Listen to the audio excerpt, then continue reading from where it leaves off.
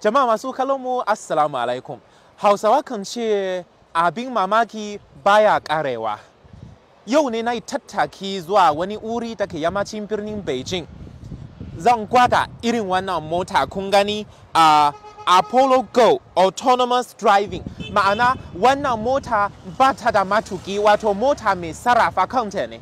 Kun ga akwai kyamara, akwai kuma radar waɗanda za su taimaka wajen gane hanya. Kun ga yanzu ana yayyafi a Beijing kuma ina jin sanyi sosai, ina so in shiga wannan mota da sauri ba tare da bata lokaci ba. To yanzu zan yi amfani da wayan salula na domin wato akwai wata manhaja zan zabi wurin da zan je a cikin wannan mota. Masu kallo kar mu bata lokaci, zan yi muku bismillah, bari mu tafi wannan wuri tare da wannan mota maras matuki a ciki. Bismillah.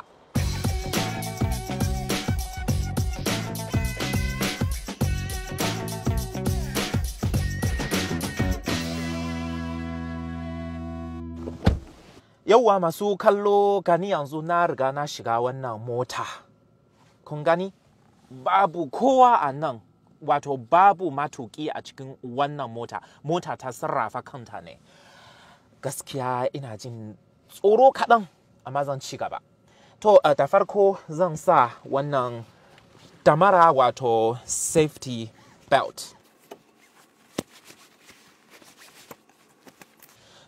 Kuna iya ganin nan ne akwai wani screen wato madubi. Yanzu za mu tashi daga wannan tasha mai suna Sangaolu, sai kuma destination dinmu wato wurin da za mu nufa ita ce Qunminhu. Yanzu zan danna wannan. To, bari mu fara wannan tafiya tamu a cikin wannan mota ba matuki. Za mu fara.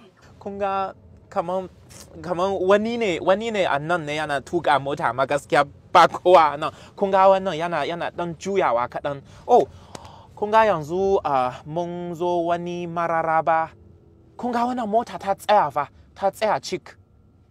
Ta tsaya da kanta wato ba tare da wani ya taka birki ba, ya tsaya a nan ne. Gaskiya wannan shine karo na farko da na shiga irin wannan mota kufa. Kun ga wannan madubi ana nuna tafiyar wannan mota tamu a cikin wannan hanya. Ok, ana nuna cewa kamar a nan ne a gabanta akwai wasu motoci, kuma a gefe kuma akwai mutane da suka zirga-zirga a gefen hanya. Kai kamar ina jin daɗi fa, kuma wannan mota babu tangal-tangal, kuma yana tafiya daidai. Oh, kun ga wannan an rubuta cewa wannan saurin tafiyan tamu wato kilomita 28 kowace awa. Yanzu za mu miƙa street, za mu miƙa gaba. Masu kallo yanzu kun ga wannan mota da muke ciki maras matuki yana so ya juyawa.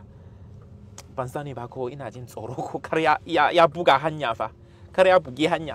Oh, kun ga muna ta juyawa. Wow. Kun ga yana juyawa da kanta wannan mota.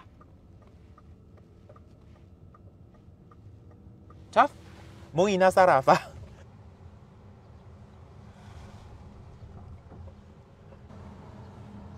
Kun ga ina jin daɗi fa, har ma na bude wannan taga. Yanzu kamar an daina ruwa, kuma hankali na ya kwanta sosai. Kun ga mota za ta iya daidaita saurin tafiyan shi da kanta. Kamar da na gaya muku akwai wasu kyamarori, akwai kuma wato na'urar radar a kewayen wannan mota, waɗanda za su taimaka mana wajen gane hanya. Kun ga yanzu mun dan juya dama, yanzu za mu dan juya hagu. Abu ne mai kyau kwarai da gaske. Masu kallo, kamar yadda kuke gani a ƙarshe, mun gode ma Allah na iso wannan wuri da ina so in je. a cikin wannan mota maras matuki. Gaskiya kamar yadda kun ce garin wato dadi akwai nesa kuma abin mamaki baya karewa. Dama kasar Sin cike yake da fasahohi zamani, kimiyya da fasaha masu ci gaba sosai da sosai. Kuma ina muku fatan alheri da kuma ina muku bismillah da maraba. Wata rana ku je kasar Sin musamman ma babban birnin Beijing. Ku biyo mu shiga cikin wannan mota maras matuki mai sarrafa kanta. Bismillah, ina jiran ku a Beijing. Bye bye.